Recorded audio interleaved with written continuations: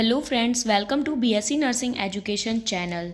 तो आज हम बात करेंगे एजुकेशन टेक्नोलॉजी में यूनिट नंबर 8, जिसका टॉपिक हमारा आज का रहेगा student faculty relationship. Evidence based teaching में इंट्रोडक्शन देखेंगे, उसका process and then its application के बारे में बात करेंगे।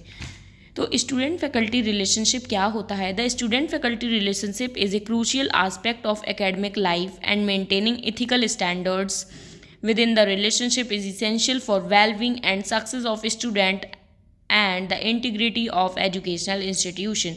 Here are some ethical standards that faculty members should adhere to in the interaction with student. तो स्टूडेंट फैकल्टी रिलेशनशिप जो है ये बहुत ज़्यादा क्रूशियल आस्पेक्ट है, या फिर हम कह सकते हैं इम्पॉर्टेंट आस्पेक्ट है, जो हमारी एकेडमिक लाइफ है, जो हमारी पढ़ाई की कॉलेज या स्कूल लाइफ है उसके लिए, ठीक है, मेंटेन करने के लिए जो हमारे एथिक्स हैं, उनका जो स्टैंडर्ड है, जो हमारा रिलेशनशिप है एक फैकल्टी जो टीचर है और एक स्टूडेंट है उसके बीच में, ठीक है, तो वहाँ पे क्या है, एथिक्स होना चाहिए, ठीक है, जो कि बहुत ज़्यादा इसेंशियल होते हैं एक स्टूडेंट की सक्सेस के लिए, ठीक है। और जो भी एजुकेशनल इंस्टीट्यूशन है वहाँ पे हर चीज़ को मेंटेन करने के लिए क्या है, एथिक्स और एक जो ये पॉजिटिव रिलेशनशिप स्टूडेंट और फैकल्टी के बीच में क्या है, नेसेसरी होना चाहिए।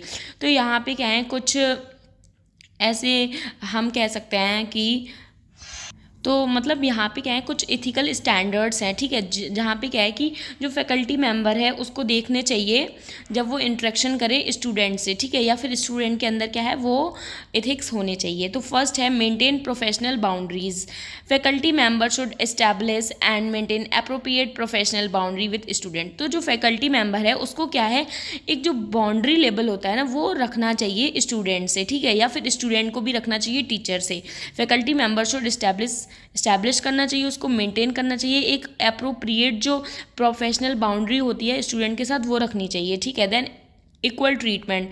Faculty should treat all student fairly and without discrimination based on characteristics such as race, gender, religion, disability, ठीक है। तो यहाँ पे क्या है, इक्वल ट्रीटमेंट करना चाहिए, जो फैकल्टी मेंबर है उसको सभी स्टूडेंट के साथ क्या है, फेयरली ट्रीटमेंट करना चाहिए, इक्वली ट्रीटमेंट करना चाहिए, डिस्क्रिमिनेशन नहीं करना चाहिए, ठीक है। और मतलब किसके कैरेक्टरिस्टिक पे, जैसे कि उसकी जो रेस है, उसका जो जेंडर है, फीमेल मेल है, रेस वही हो जाता है कि ब्लैक एंड वाइट वाला सिस्टम है ना, रिलीजन के बेसिस पे, डिसेबिलिटी के बेसिस पे क्या है, डिस्क्रिमिनेशन नहीं करना चाहिए फैकल्टी को स्टूडेंट्स के साथ। देन रेस्पेक्ट एंड कर्टसी, ठीक है, faculty should treat student with respect, courtesy and professionalism. Faculty को क्या है, स्टूडेंट के साथ मतलब एक ऐसा ट्रीट करना चाहिए, उसको रेस्पेक्ट देनी चाहिए, ठीक है, उसको कर्टसी देनी चाहिए, और एक जो प्रोफेशनलिज्म है वैसे रहना चाहिए स्टूडेंट्स के साथ।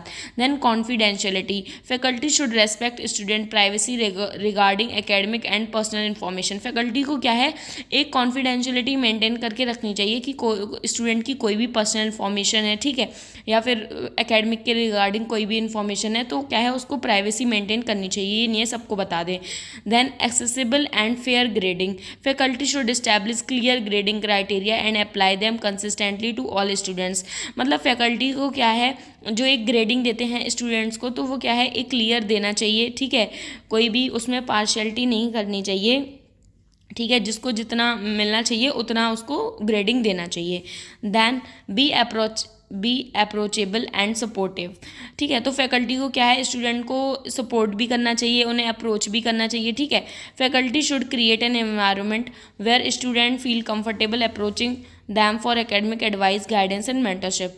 फैकल्टी को एक ऐसा एनवायरनमेंट क्रिएट करना चाहिए जहाँ पे स्टूडेंट क्या है, कंफर्टेबल फील कर सकें, और उन्हें बढ़ावा देना चाहिए जो भी एकेडमिक की चीज़ें हैं उनके लिए, है ना, एकेडमिक एडवाइस देनी चाहिए, गाइडेंस देनी चाहिए, उन्हें मेंटरशिप देनी चाहिए, ठीक है, मतलब स्टूडेंट्स को क्या है एक तरीके से इंकरेज करना चाहिए। Maintain ethical standard in the student faculty relationship is essential for creating a positive and productive learning environment. देखो मतलब कि जो इथिकल स्टैंडर्ड हैं इनको क्या है, मेंटेन करना चाहिए, ठीक है, स्टूडेंट फैकल्टी रिलेशनशिप में, ठीक है, ये क्या है, इसेंशियल होते हैं, बहुत ही ज़्यादा ज़रूरी होते हैं एक पॉजिटिव और एक प्रोडक्टिव लर्निंग इन्वायरमेंट के लिए, ठीक है। जब आप वहाँ पे कुछ सीखना चाहते हो, तो जब कहीं पे आप कुछ जब सीखना चाहते हो ना, तो वहाँ पे एक पॉजिटिव इन्वायरमेंट होना चाहिए, ठीक है। तो उसके लिए क्या है, आपको एथिक्स को मेंटेन करके चलना पड़ेगा। तो ये आपको समझ में आ गया होगा स्टूडेंट फैकल्टी रिलेशनशिप कैसा होना चाहिए। अब हम बात करेंगे एविडेंस बेस्ड टीचिंग के बारे में। सबसे पहले जानेंगे introduction. Evidence based teaching also known as evidence based instruction. Evidence based teaching का जो दूसरा नाम है एविडेंस बेस्ड स्ट्रक्चर भी हम लोग बोल सकते हैं, ठीक है। Refers to an approach to teaching and education that relies on empirical evidence and research to inform instructional practices and decision making in the classroom. Evidence based teaching, देखो evidence based teaching क्या है, ये एक evidence based instruction है। मतलब आपके पास कोई evidence है, उसके बेस पे आप क्या है इंस्ट्रक्ट कर रहे हो या फिर पढ़ा रहे हो बच्चों को, ठीक है, या फिर कुछ स्ट्रैटेजीज ला रहे हो, ठीक है।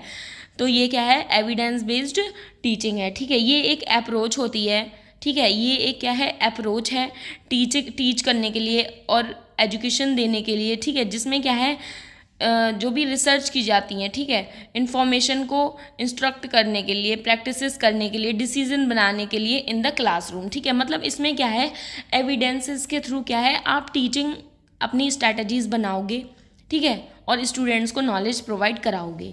Evidence based teaching aim to improve effectiveness of teaching and learning. Evidence based teaching जो है इसका एम है कि वो इम्प्रूव कर सके जो इफेक्टिवनेस है टीचिंग में और लर्निंग में, ठीक है, by using research finding and data to guide instructional strategies and intervention, ठीक है। जो भी मतलब इन चीज़ रिसर्च फाइंडिंग और कुछ डाटा को यूज़ करके क्या है इनका एम है, इस स्ट्रैटेजी का एम है कि जो टीचिंग है और जो लर्निंग है उसमें क्या है इफेक्टिवनेस लेकर आएँ, ठीक है। कुछ प्रिंसिपल्स हैं, रिसर्च बेस्ड प्रैक्टिस है ये, कंटिन्यूअस इम्प्रूवमेंट होता है इसमें, असेसमेंट एंड फीडबैक होता है, ठीक है। एविडेंस बेस्ड टीचिंग है तो क्या है, इससे क्या है आप असेसमेंट फीडबैक कर सकते हो, प्रोफेशनली डेवलपमेंट कर सकते हो। ये एक स्टूडेंट सेंटर्ड लर्निंग है। फीडबैक एंड रिफ्लेक्शन, इसमें क्या है फीडबैक आप लेते हो फिर खुद पे वर्क करते हो, रिफ्लेक्शन अपने ऊपर रिफ्लेक्ट करते हो, उस चीज़ पे वर्क करते हो, ठीक है। ये सारे पॉइंट्स आपको अभी फिर से देखने को मिलेंगे, वहाँ आपको सब क्लियर हो जाएंगे कि क्या मतलब है। हम यहाँ बात करेंगे एविडेंस बेस्ड एजुकेशन प्रोसेस के बारे में, ठीक है, कि जो एविडेंस बेस्ड एजुकेशन प्रोसेस है वो कैसे होती है, ठीक है। Implementing evidence based education involve a systematic process incorporating research finding and best practices into teaching and learning strategy. तो क्या है यहाँ पे एविडेंस बेस्ड जो एजुकेशन है उसको इम्प्लीमेंट करना, इसमें क्या है एक सिस्टमेटिक प्रोसेस इन्वॉल्व होती है, जिसमें क्या है कि कुछ रिसर्च फाइंडिंग और कुछ बेस्ट प्रैक्टिसेस इंक्लूड होती हैं, ठीक है, जिसमें टीचिंग और लर्निंग कुछ स्ट्रैटेजीज होती हैं। यहाँ पे क्या है कुछ स्टेप बाय स्टेप गाइड है, ठीक है, जिससे क्या है आपको प्रोसेस पता चलेगी एविडेंस बेस्ड एजुकेशन प्रोसेस की, ठीक है। तो फर्स्ट हमारा स्टेप है identify educational goal and objective. तो सबसे पहले क्या है जो भी हम लोग पढ़ रहे हैं या जो भी हमारा गोल है एजुकेशनल, हम सबसे पहले वो पता करेंगे। देन कलेक्ट एजुकेशनल एविडेंस, ठीक है, जो भी एविडेंस है हम उसको क्या है कलेक्ट करेंगे। Then third assess existing curriculum and practices, मतलब जो भी हमारा करिकुलम है, जो भी हमारा सिलेबस है, हम उसको सबसे पहले असेस करेंगे। Then formulate evidence based strategies, मतलब जो भी हम लोग जो भी स्ट्रैटेजीज बना रहे हैं एविडेंस के बेसिस पे उसको क्या है फॉर्मुलेट करेंगे, फॉर्मेशन करेंगे, ठीक है। Then select and adopt resources, मतलब जो भी हमारे पास रिसोर्सेज हैं हम उनको सेलेक्ट करेंगे, अडेप्ट करेंगे, ठीक है, जो भी हमें रिक्वायरमेंट है। Then plan assessment and evaluation, फिर हम प्लान करेंगे कि हम असेसमेंट करें और इवेल्यूएशन करें एविडेंसेस के थ्रू। देन इम्प्लीमेंटेशन, फिर जो भी हमने प्लान किया है उस चीज़ को क्या है हम इम्प्लीमेंट कर देंगे। देन कलेक्ट डाटा, ठीक है, जब हमने इम्प्लीमेंट कर दिया फिर उसके बाद क्या है हम डाटा को कलेक्ट करना स्टार्ट करेंगे। देन क्या है फिर हम लोग एनालाइज करेंगे डाटा को, ठीक है, जब हमने एनालाइज कर लिया फिर क्या है फीडबैक मिलेगा हमें, ठीक है, उस चीज़ से फीडबैक मिलेगा तो वहाँ पे जब हम लोग देखेंगे कि हाँ इम्प्रूवमेंट है, अगर इम्प्रूवमेंट नहीं है स्टूडेंट्स में, ठीक है, या फिर आपके क्लासरूम में, तो क्या है फिर हम लोग एडजस्टमेंट करेंगे, ठीक है।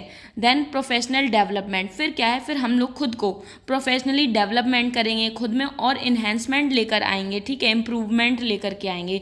देन क्वालिटी एश्योरेंस, फिर क्या है हम लोग क्वालिटी देने की कोशिश करेंगे। इनकॉर्पोरेट स्टूडेंट फीडबैक, फिर नेक्स्ट हमारा रहेगा इनकॉर्पोरेट स्टूडेंट फीडबैक, जिसमें क्या है हम लोग फिर से स्टूडेंट से क्या है फीडबैक लेंगे, ठीक है। देन डिसएमिनेट फाइंडिंग्स, फिर क्या है, फिर हम लोग अपने कलीग्स को, जो भी हमारे साथी होंगे उनको क्या है हम बताएंगे जो हमारी सक्सेस हुई है, ठीक है। देन सस्टेनेबिलिटी, तो हमें जो एविडेंस बेस्ड जो एजुकेशन हम दे रहे हैं या जो भी चीज़ें कर रहे हैं एविडेंस के थ्रू, वो उसमें क्या है एक सस्टेनेबिलिटी होनी चाहिए कि वो आगे हमारे काम आ सके, ठीक है। देन हम बात करेंगे applications of evidence based education to nursing education. Evidence-based education play a crucial role in nursing education as it ensures that nursing students receive the most up-to-date and effective training to prepare them for their roles as healthcare professional. Evidence-based education जो है ये बहुत ज़्यादा important role play करती है nursing education में। इससे क्या होता है कि जो नर्सिंग स्टूडेंट्स हैं उन्हें रिसीव होती है जो अप टू डेट नॉलेज है, अप टू डेट जो इन्फॉर्मेशन है वो, ठीक है। देन इफ़ेक्टिव ट्रेनिंग, और उन्हें क्या है एक इफ़ेक्टिव ट्रेनिंग मिलती है, प्रिपेयर दैम, मतलब उससे क्या है ये प्रिपेयर हो जाते हैं जो उनका रोल है, ठीक है, as a health care professional, ठीक है। जो भी उन्हें आगे चल के हेल्थ केयर प्रोफेशनल बनना है तो उसके लिए क्या है वो प्रिपेयर हो जाते हैं। Then here's how evidence based education can be applied nursing education, यहाँ पे हम बताएंगे कि कैसे जो एविडेंस बेस्ड एजुकेशन है वो अप्लाई हो रही है नर्सिंग एजुकेशन में, ठीक है। क्या क्या एप्लीकेशंस हैं एविडेंस बेस्ड एजुकेशन के, तो पहला है टीचिंग मेथड स्ट्रैटेजीज़, ठीक है। तो हम यहाँ पे जो टीचिंग मेथड स्ट्रैटेजीज़ है वहाँ पे हम यूज़ करते हैं, ठीक है, एविडेंस बेस्ड एजुकेशन का। देन क्लिनिकल एजुकेशन में हम लोग करते हैं, ठीक है। देन असेसमेंट एंड इवेल्युएशन में करते हैं, जब हमें स्टूडेंट मतलब कोई भी पेशेंट है उसको असेस करना है तो एविडेंसेस के बेसिस पे करते हैं, ठीक है। देन उसको इवेल्युएट करते हैं। टेक्नोलॉजी इंटीग्रेशन, ठीक है, टेक्नोलॉजी इंटीग्रेशन पर भी हम क्या है एविडेंस बेस्ड एजुकेशन का यूज़ करते हैं, ठीक है। टेक्नोलॉजी में किस तरीके से, जैसे एग्जांपल में हमारा आ जाता है online resources, virtual patient cases देखने को मिलते हैं हमारे, ठीक है, और जो भी इलेक्ट्रॉनिक हेल्थ रिकॉर्ड वगैरह होते हैं ये सारे उसी में आ जाते हैं।